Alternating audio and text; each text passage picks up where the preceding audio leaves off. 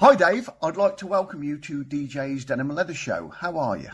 I'm very well, thank you, Darren. Yeah, and thank you for inviting me to take part in your wonderful programme. It's an absolute pleasure, and they're very kind words, sir, if I may say so.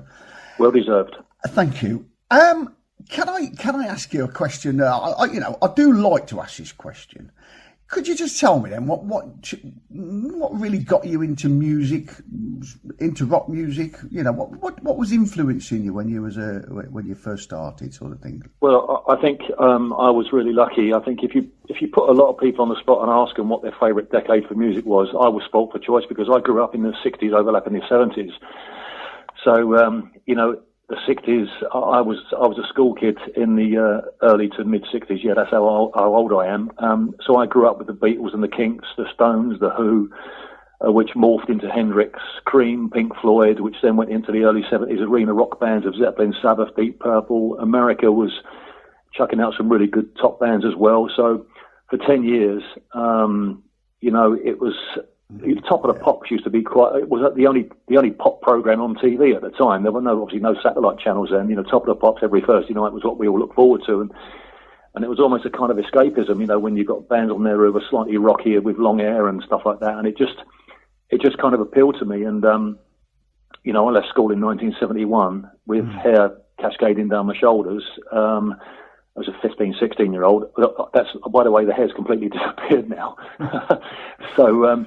But yeah, I mean, I look back at those old photos of me with fondness and whatever, but took a great nostalgia. But yeah, so music was always around me. It was where I grew up. My mum was very instrumental. She loved music. She always loved a bit of Tom Jones and Engelbert Humperdinck and Frank Sinatra. So I kind of grew up listening to music all the time. She could also play the piano, which we had an old battered piano in our little council flat back in South London in the day. So. I don't know. It just seemed a natural thing for me to listen and be involved in music. And I always wanted to be in a band. I tried playing the guitar, but I wasn't very successful. And it wasn't until the mid '80s that I really got the chance through a completely fortuitous meeting with somebody I used to work with back in the early '70s, who was in a band, and he said that he was, the band he was in was looking for someone who could do a bit of singing. I thought, well, I'll give it a whirl, thinking nothing more of it. And they offered me the role of just being the front man, really, which I grabbed. And, of course, that came about April 16th. Right, okay. So that's what we're saying is then we're up to the sort of mid-'80s then when the band got going. Yeah. Now, I believe by the time you kind of got the gig in the band, so to speak, they'd already got maybe half a dozen songs roughed out, or that's right. Yeah. Well, Chris is obviously the founder member of the band. It's been his baby from day one, and thank God for that, because he's looked after it and nurtured it as best as anybody could, really. And him and Lawrence got together to form the first couple of members of the band. They were the two guitarists, which is always a good start, I think. Yeah. And Chris had a sort of 5 or 6 songs that he'd written, and then Lawrence kind of got involved, and they just kind of put some, obviously Lawrence being a lead guitarist, just put some lead guitar breaks over the songs, and then they recruited a drummer, which was John, our old mate John, of course, who I'm still in contact with, and Eric, the bass guitarist, and I was the last member to join. So we had, I think, 6 or 7 songs when I joined, and they were all original. Darren, there were no cover versions. We never even attempted a cover version in our 6-7 years together. So, and they were quite determined. The lads were quite determined to keep it all as original and unique as we possibly could. So when I joined, I had a few ideas for songs, which, of course, when you got input of 4 other great guys all playing different instruments, saying, why don't we try this? What about that? And before we knew it, we had 3 or 4 more songs. And by the time we played for the first time, after being together for about 8 months of rehearsing and all dreading what might become a result of our first live venture together, which went down really well, I might add, it gave us the confidence to carry on writing. So, even just a small idea of a sequence of notes or a chord or some words, with the help of the other guys, kind of galvanized it. And before we knew it, we had several songs and new songs, and we were quite productive in that aspect of it for the first few years anyway. So I think, and because the great thing for us was Chris, Lawrence, and I were all about the same age at the time.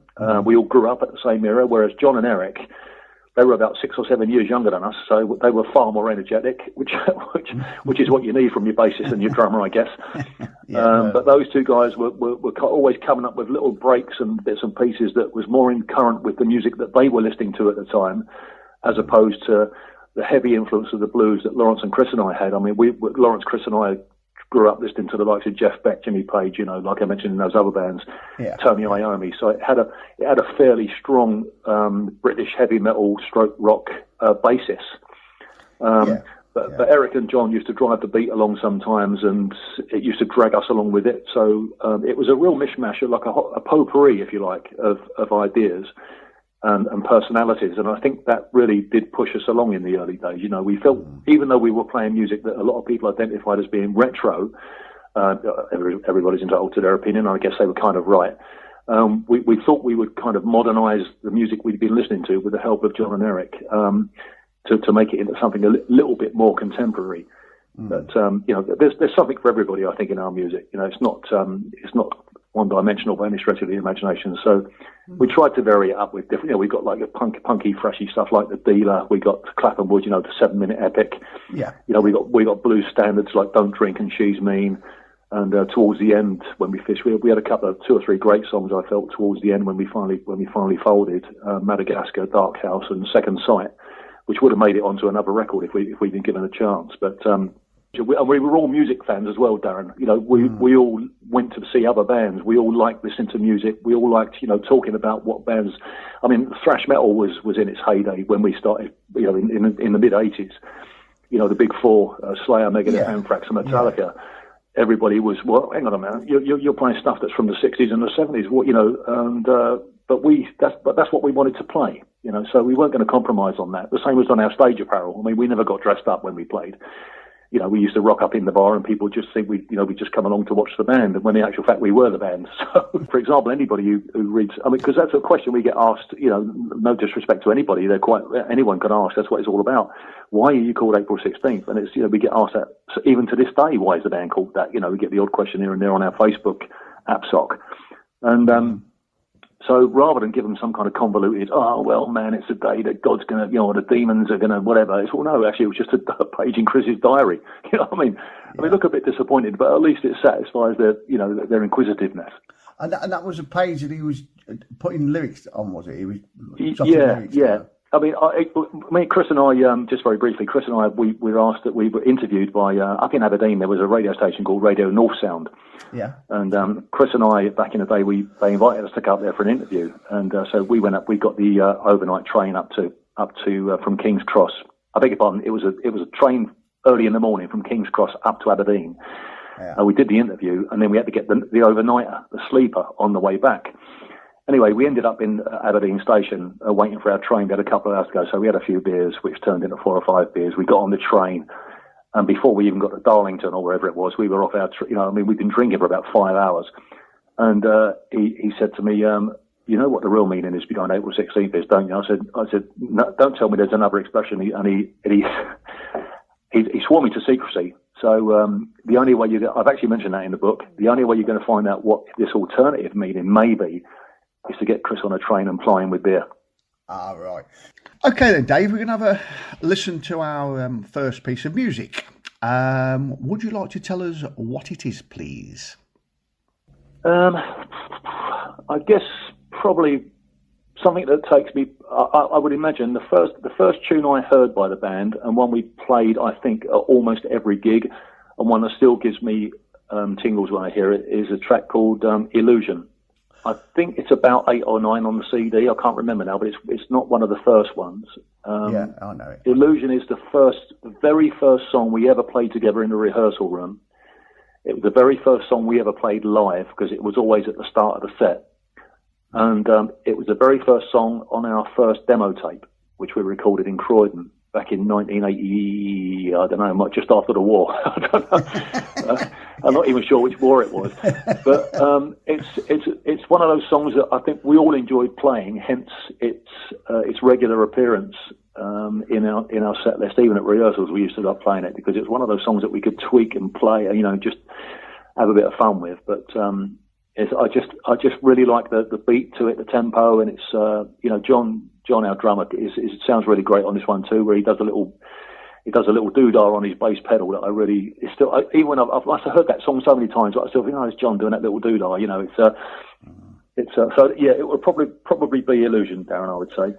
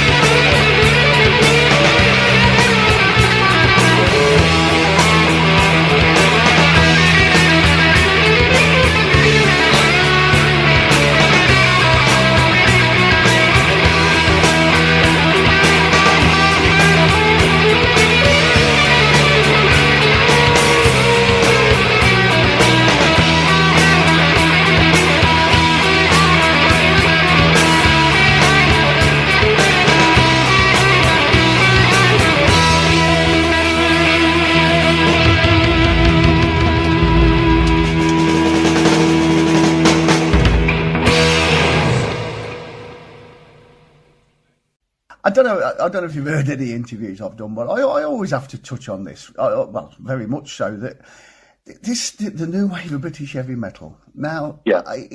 it was a second coming for me. Yeah. In as much that, like you just said, all them bands, them fantastic bands that I'm very much into, Sabbath, Purple, Zeppelin, and all the rest of it. Some of them had internal problems that led to their demise towards mid-70s, towards the end of the 70s. We all know what happened then. There was different movements came along. The punk movement came along, and it tried to is it the statement that it made, to sweep things up and what have you. But every rock or metal, if you like to call it metal, came again. And it came again, and like you say, it came in different guises and small movements. And there's an argument out there that the new wave of British heavy metal movement was only a 4-year window. But for me, no, it was just a second coming, and rock bands just came back and made did their stuff, and that's how I see this as what's happened all them years ago now. Yeah, yeah, I totally agree. I mean, at the same time, I've been to see countless number of bands before I joined April 16th, but I still go to concerts these days. I travel across to Europe to see my favourite bands, Yeah. Even to this day, I'm coming down to London in May to see a band called Dune. They're really good. They're playing at Oslo's in Hackney. And they're really good. They're heavy as hell, and they're kind of current as well. They're kind of slightly progressive, this new kind of post-rock genre that people talk about. But no, I totally agree with you, Darren. I mean, at the end of the 70s, all those bands we mentioned that we all still love, they all went through various lineup changes. I mean, Zeppelin were kind of running out of steam, I felt, after the probably after the Physical Graffiti album. Sabbath, Johnny James came in. Deep Purple went through many lineup changes, and in the meantime, which shows how the versatility of me for rock music, towards the 70s, your great bands like your Def Leppard, Witchfind, Angel Witch, Iron Maiden, of course, Saxon, all these bands. I went to see them many times before they got their big record deals at a place called the Music Machine in Camden Town, exactly. Which is now Coco's. So there's always been in this country, which is what makes the scene in this country so great for me, a thriving rock/metal scene, like you said, heavy rock, heavy metal, call it what you want. Basically guitar-based music played at volume. Yeah. And it's still there now. I mean, look at the festivals in this country are still going. The metal festivals across Europe. I mean, what they say, rock won't never die. I mean, there's always. It's just an expressive art form to me. Yeah. And you don't need a fantastic amount of talent, although it helps. To start your own band, and I think it's the desire to improve, and it's like a voyage of discovery. You get 2 or 3 guys together, some mates. One can play a bass, one can. You think, okay, what should we do? And the first thing most bands do is let's do an easy one by just covering a song. There's always like some kind of rock band playing nearby at a weekend, even in Norfolk.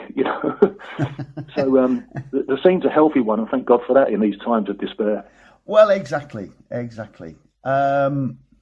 And you're dead right what you're saying. And obviously, April 16th sort of ran until 91 then. 91, yeah. We folded in summer of 91, which is obviously what I've written about in the book as well. So. Well, yeah. And what was the reasoning behind that, do you think, now? Maybe 1 or 2 reasons. I think I know I've spoken with some of the guys about this. Chris and John and I we just started having regular Zoom calls about maybe doing something together. I'm not quite sure whether that materialises or not. I hope it does, but we've kind of had we've spoken about this, and I think I think Chris's perspective maybe differs from mine a little bit, but it's a subjective matter. So I mean, we're all free to express our own opinion, of course, and. I thought we were kind of running out a little bit of steam. I thought not that we've run our course, because we were playing so well, and we were really on top of where we wanted to be, but it was so frustrating because in those days you had to pay to play, and we were having to hire PAs every time we went to play somewhere, unless there was an in-house PA. So we would rely on people to come in through the door to pay for the PA, and in those days, as a bunch of guys peddling sort of classic rock, if you like, all of us certain age and appearance against the upcoming hair bands, and obviously thrash again, and it was just costing us so much money, Darren, that we just couldn't afford to do it anymore. So regrettably, the band folded. some of us, stroke all of us, managed to do little bits and pieces after April 16th, which never came to any fruition. So, which probably demonstrates how kind of lucky we were to be, the five of us, to be together when we were, even though we didn't succeed really in any major aspect of it. You know, I mean, we had an album, of course. We had an appearance on London Weekend Television on the Friday night kind of program there, Michael Aspel's 6 o'clock show. Yeah. On London Weekend Television. We did a session for Tommy Vance on Radio 1. So we had, we played a couple of times at the Kent Custom Bike Show. Yeah. We played the Marquee. So it was quite an eventful 6 or 7 years, really, but without making any great inroads into success. I think that, maybe we were a little bit kind of, not demoralised, but we were starting to realise that maybe the dream was just a little bit out of reach for us. And, no one really complained too much, let's put it that way. When we decided to call it a day, nobody said, well, hang on a minute, what about this? We all kind of accepted it reluctantly, I suppose. Okay then, Dave, time for another piece of music. What will we be listening to? Well, I looked at some of the things that sort of get, I wouldn't say regular airplay anywhere really, but the ones that are more well known. So I've taken a fairly easy option really. I've gone for the top track, She's Mean. She's Mean was always a really popular song of ours. We had half a dozen tunes that we started off with, and She's Mean was one of those songs. Yeah. And it always went down really well whenever we played it. We were reluctant to leave it out because you can't go wrong with a bit of boogie, like a boogie blues song really. So I've gone with She's Mean, plus it's only 3 minutes, and it's got a nice little lead break in the middle from Lawrence as well. There's plenty of guitar work, as there are on all our songs, in fairness.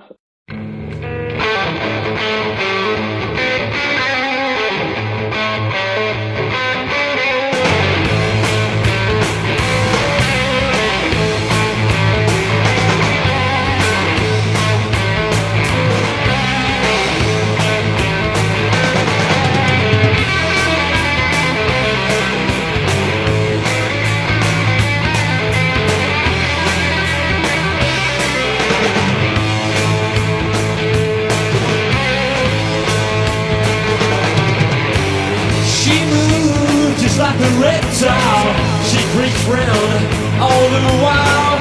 She's mean, but she don't grab me, no.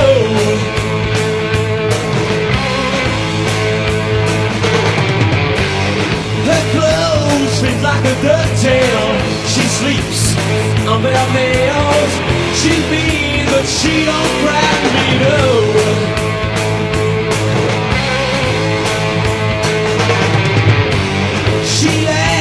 She don't cry, she lives, she ain't gonna die. She's mean, but she don't cry to me, no. No.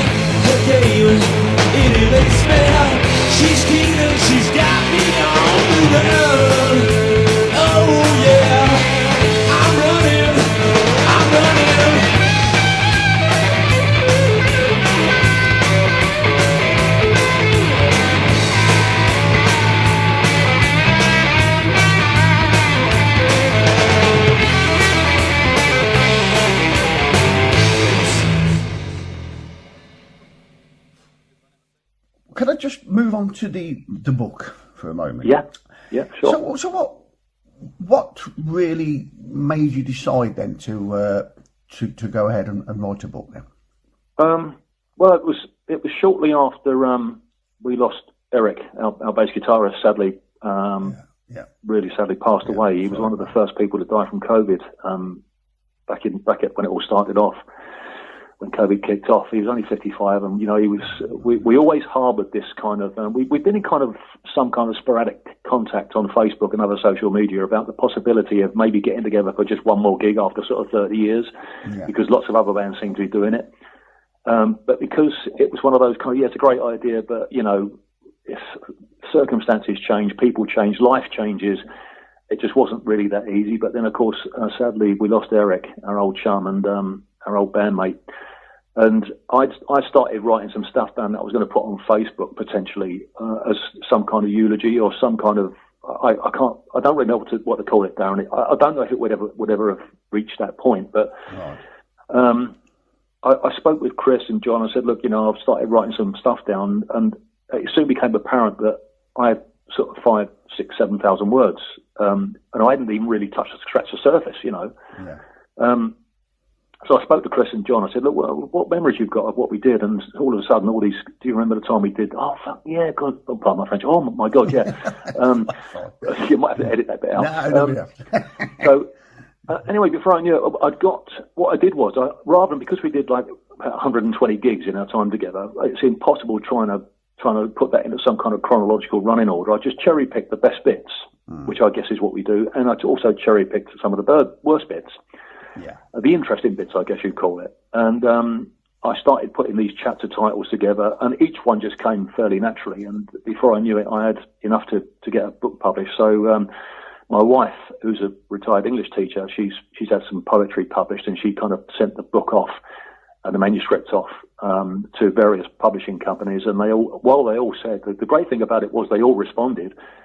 Thanks, but no thanks, rather than being ignored. But they did say, because it's such a niche subject, plus the author isn't anybody that anyone's ever heard of, which might be a bit of a problem.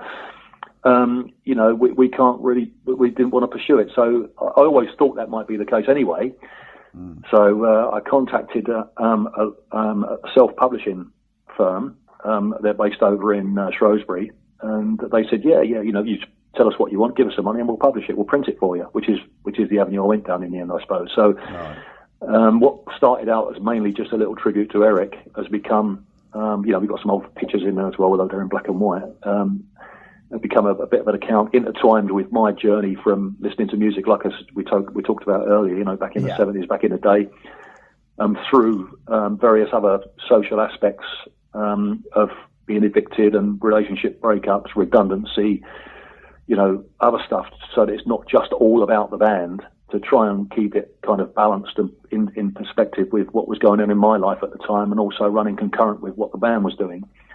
And ultimately my move away from London up to Norfolk, that type of thing. So it was really, I think that the word is cathartic, because there's some stuff in there I really needed to get off my chest that I've been dragging around for years. It's kind of made the healing process a little better, but that's mainly to do with my personal life than anything to do with the band, Right, okay. And the title of the book. I'll let you tell everybody what the title of the book is, if you wouldn't mind. Yeah. The book is called The Ghosts of April.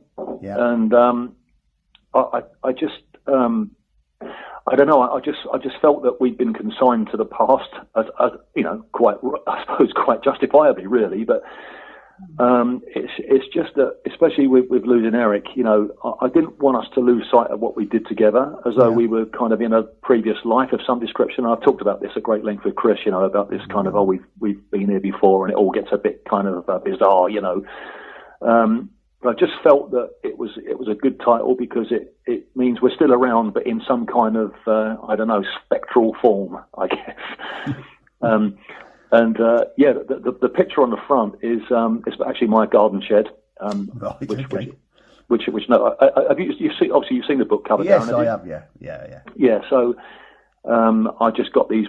I just got a big sheet of plywood, and I covered it in black bin bags and put some pictures of the guys in the band in kind of sepia tint at the correct spacing to suit the windows, and sellotaped it to the inside of the garden shed that had all cobwebs and dust and stuff inside it. And I just thought it looked really great. It was an idea I had when I was sitting in the garden one day having a beer.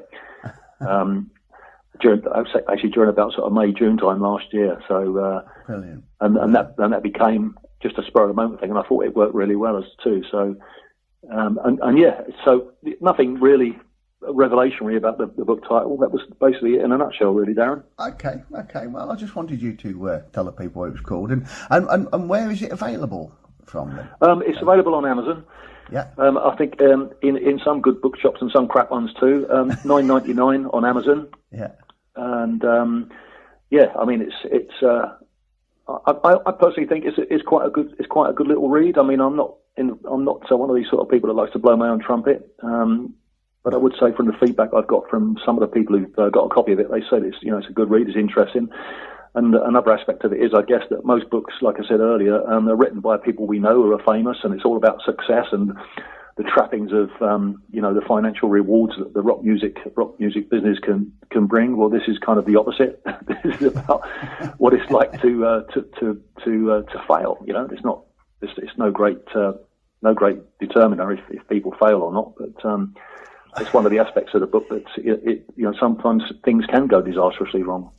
It's not all kind of roses at the end of the day for some bands. A lot of bands will find the same thing, and this is just a perspective from a guy who used to be in a band that didn't succeed, and the hardships that go with it. Yeah. Okay. I mean, I hear what you're saying there. I mean, for me, you recorded tracks that are, in my opinion, excellent. Thank you, Dan. I appreciate that. You played some good shows with some good bands. I mean, yeah, we did. Sharing the stage with the likes of Uriah Heep, for one, that I remember reading about. But what you also did, for me, is something that I said to somebody when I was talking to him the other week. You did a Friday rock show session. Now, I think that programme for me is legendary, and it always will be. And to have appeared on there for me is something that nobody can ever take that away from you. So so I think that's just a massive accomplishment in my opinion. So I have to point that out. But what I am interested in asking you is now something you touched on a moment ago. Are you guys looking at maybe doing something else then, recording some other material? Yeah, we are, but it's in its formative stages at the moment. The problem we've got is, obviously I'm up in Norfolk. Chris is down in Hackbridge and in Surrey, and John is over in Penge. Lawrence, our guitarist, he's a bit elusive at the moment, but Chris seems to think that Lawrence would be keen to get involved as well. I mean, it was kind of had a little bit of a thing for us because obviously we didn't want to continue without Eric at the time. So, but I'm sure he wouldn't have wanted us to just drop everything and stop on his behalf. He would have said, "No, guys, go for it," But there's nothing set in stone yet. It's just we've had a couple of ideas. It's finding out to get the stuff together. Initially, we've got a couple of songs I've got a couple of songs that I'd like, that are ready to. Under normal circumstances, back in the day, we'd have gone into the studio that night to rehearsal studios. I said, "Okay, guys, what about this?" And we probably would have progressed with those two songs. Yeah. So it's just a case now of the technicalities and the logistics of how do we get the guitars and the drums and the bass and the vocal in some kind of format that makes it presentable and worthwhile. And like I said to the guys the other night, at least, and Chris and John feel the same. It's almost like unfinished business, so that we can try. And if nothing materialises out of it, we can say, "Okay, guys, we can walk away from it. We're still good mates after all these years. At least we gave it a shot." Rather than, as that old saying, it's better to regret something you've done than something you haven't done. So, I totally agree. Yeah. So it's all in the pipeline at the moment, Darren. But of course, if anything does materialise, you'll be the first to hear about it, mate. Thank you. No, I really do appreciate that. And no, like I say, I am a fan of your music, and I really look forward to hearing something new. Okay then, Dave. We're going to take a listen to our last piece of music then. Could you give me a little bit of background on what it is, please? The third track out of the three is Looking for Love, which is the last track. I know it's only less than 3 minutes, but Looking for Love was one of those songs that when we got it right, it sounded fantastic, but it doesn't. It's fairly straightforward, but it's got one or two little tricky bits in going on in it that not necessarily timing issues, but like tempo. Really, I thought it was probably a chance for us to, it was probably the most commercial song we wrote because it's just the way the structure of it, and it's our shortwave song as well, 2 minutes 58. Okay. And it's one of the songs on here that never gets played. I don't think I've ever heard it. I think I've heard most of, if not all the others. But Looking for Love is one song that I don't think I've ever heard anywhere on any radio show or that type of thing. But and I think it's looking at that. I think it's one of the last ones we did. Sleepwalking was obviously we've all heard Illusions on there already. Rattlesnake. The Dealer. I mean, I was tempted to put The Dealer in, but that was another crashing live. I mean, that was brilliant live, The Dealer. That really was. I mean, but I think because we don't get to hear Looking for Love very much, I thought I'd gone for that one.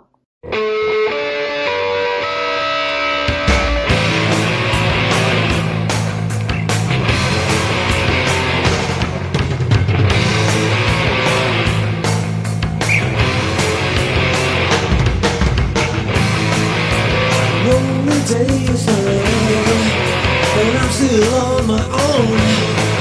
I try and force a smile, remembering the days long gone. When I read that note you left, I went for days and days, but I still cannot forget. Do you remember what you say? You called me a liar, said I was a fake. But when you call me a loser, it's more than a man could take.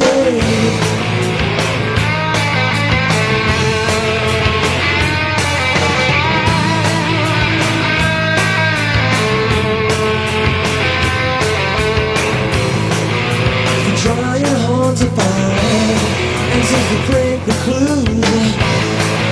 One day you look behind, see a nightmare chasing you. Maybe we could have made it. Never know. You never tried explaining that you didn't show. Got my life in a circle. Don't even know my name. And when you turn your back, you left me all alone again.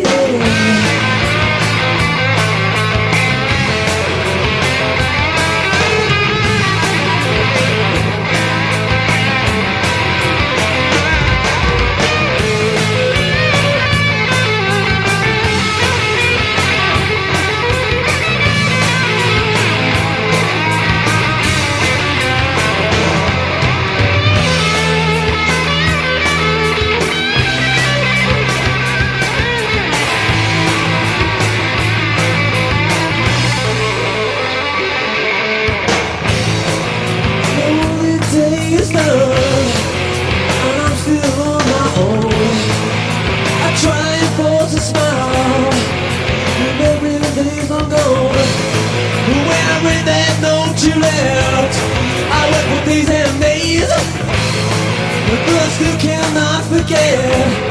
Do you remember what you said? You called me a liar, said I was a fake.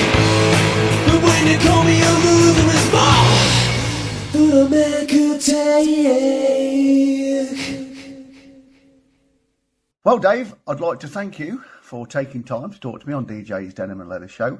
I really do hope that you guys get some new material together, and I wish you all the best for the future. Darren, thank you so much for inviting me on your program, mate, and keep on rocking as you do, because the world needs more people like you. Just keep pushing the rock music. You do such a fantastic job, and thanks for inviting me onto the show, mate. Thank you very much.